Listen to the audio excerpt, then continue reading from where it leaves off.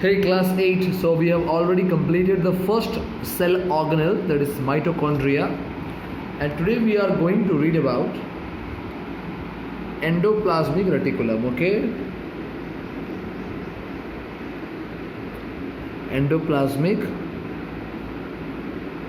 reticulum, or in short we'll tell it as ER. Okay, we'll tell it as ER. Okay, clear. Now if I show you what is it, you can see here, this is the nucleus, this is the cell membrane, this is the nuclear membrane. Clear?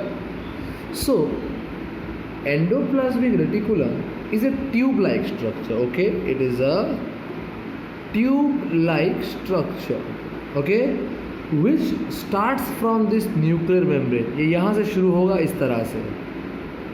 Clear? समझ में आ रहा है कहाँ से शुरू होगा? वो न्यूक्लियर मेम्ब्रेन से शुरू होगा और साइटोप्लाज्म के अंदर घुसेगा. समझ में आया? कहाँ से शुरू हुआ? न्यूक्लियर मेम्ब्रेन से. किधर घुस रहा है? साइटोप्लाज्म में. समझ में आ रहा है क्या हो रहा है?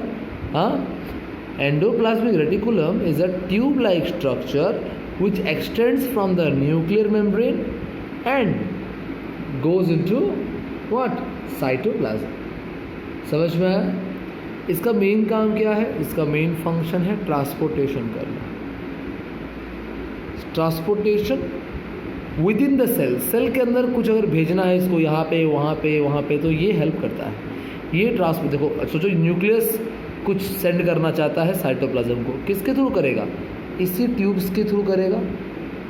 समझ में आया? क्लियर? अच्छा, एंडोप्लाज्मिक रेटिकुलम दो तरह का होता है. Okay, it is of two types.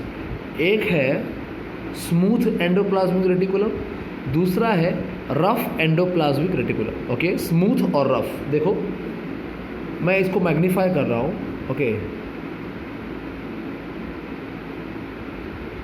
सोचो ये है एंडोप्लाज्मिक रेटिकुलम, ये मेम्ब्रेन से जुड़ा हुआ है. सोचो. ओके, तो न्यूक्लियस मेम्ब्रेन से जो जुड़ा होता है, सोचो यहाँ से यहाँ तक, इसमें होता है खास तरह का चीज़, इसके ऊपर चिपका होगा, जिसको हम बोलेंगे राइबोसोम्स. क्या बोलेंगे? राइबोसोम्स बोलेंगे. क्या बोलेंगे? Ribosomes. Clear? So you can see that this part contains ribosome but this part does not contain.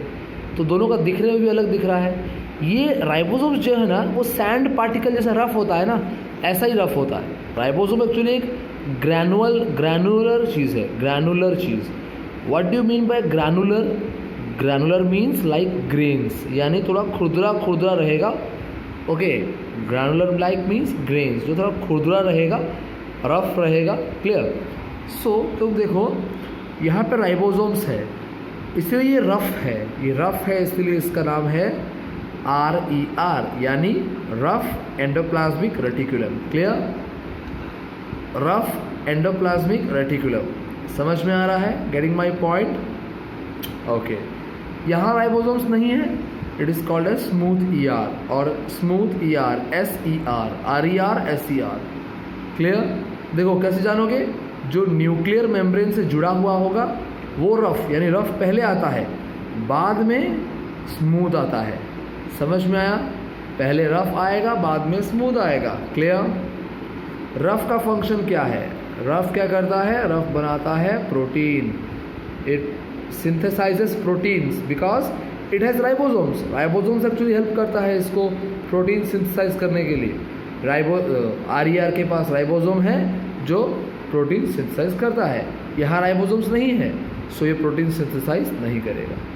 समझ में आया? क्लियर? तो ये क्या सिंथेसाइज करेगा? ये करेगा lipids and fats. Clear? RER क्या प्रोड्यूस करेगा? प्रोटीन. SER क्या प्रोड्यूस करेगा? Lipids and fats. समझ में आया? SER का फंक्शनिंग क्लियर है अभी तुमको? Getting my point? किस तरह ये लोग काम कर रहे हैं? ओके, तो यहाँ पे एंडोप्लाज्मिक रेटिकुलम कंप्लीट. नेक्स्ट जाएंगे हम किसकी ओर? हम जाएंगे गोल्गी एपारेटस की ओर. Next part Golgi apparatus. Golgi apparatus, इसको हम बोलते हैं गोल्गी बॉडीज भी बोलते हैं. क्लियर? इसका स्ट्रक्चर भी कुछ अजीब है. कुछ ऐसा ऐसा होता है, देखो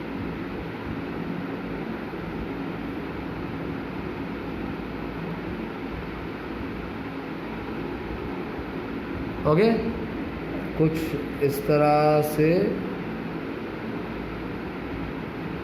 ओके, इस तरह का स्ट्रक्चर होता है गोल्गी अपैरेटस का। समझ में आया? इसका मेन फंक्शन क्या है? इसका मेन फंक्शन है सिक्रेशन करना, सॉरी सेक्शन हो गया, सिक्रेशन करना। What do you mean by secretion? Means producing something. Okay, ये बहुत कुछ प्रोड्यूस करता है और साथ में कुछ चीज़ें पैक भी करता है, कुछ चीज़ें स्टोर भी करता है, बहुत काम है इसका। Okay, it's very important. Secretion यानी कुछ प्रोड्यूस होता है, कुछ पैक होता है, कुछ स्टोर होता है। क्लियर? समझ में आ रहा है? इसका कुछ इंपॉर्टेंट फंक्शंस मैं तुम्हें बताता हूँ,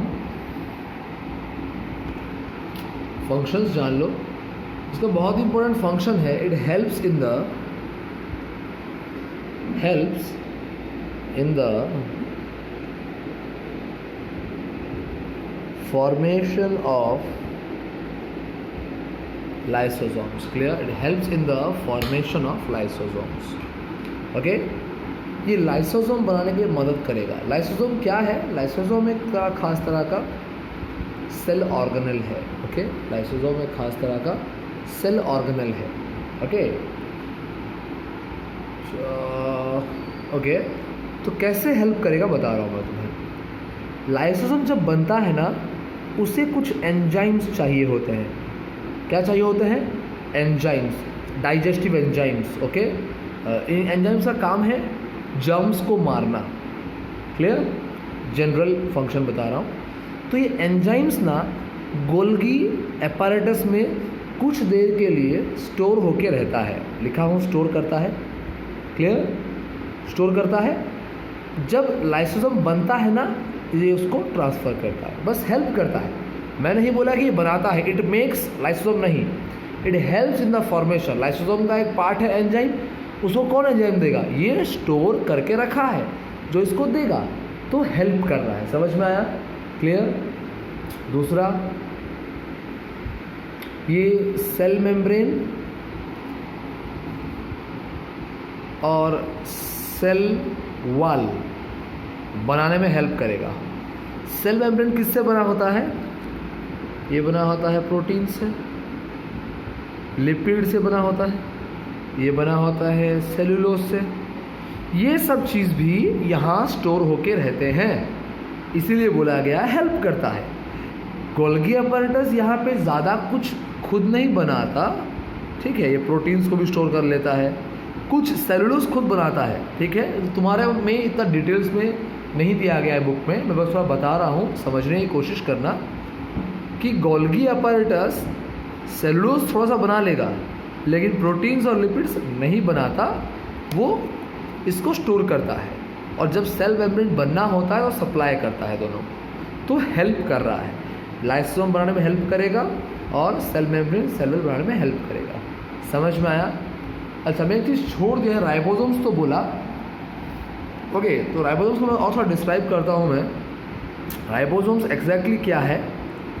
कुछ बुक्स, जैसे हम लोग क्या पढ़ रहे हैं अभी, हम लोग पढ़ रहे हैं cell organelles. Okay, cell organelles, याद रहे सेल ऑर्गेनेल्स का मतलब उनके पास मेम्ब्रेन होना बहुत ज़रूरी है। उनके पास मेम्ब्रेन होना बहुत ज़रूरी है।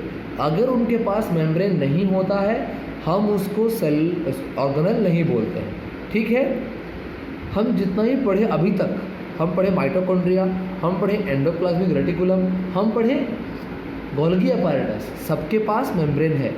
लेकिन बात करेंगे राइबोसोम्स के पास, इसके पास मेम्ब्रेन नहीं है। कुछ कुछ बुक्स में लिखा है, देखो अगर मेम्ब्रेन नहीं है तो ये हमारे लिए सेल ऑर्गेनेल नहीं है। लेकिन कुछ कुछ बुक्स में ribosome is a cell organelle दिया है, junior class 7th class 8th class के बुक्स में दिया होगा।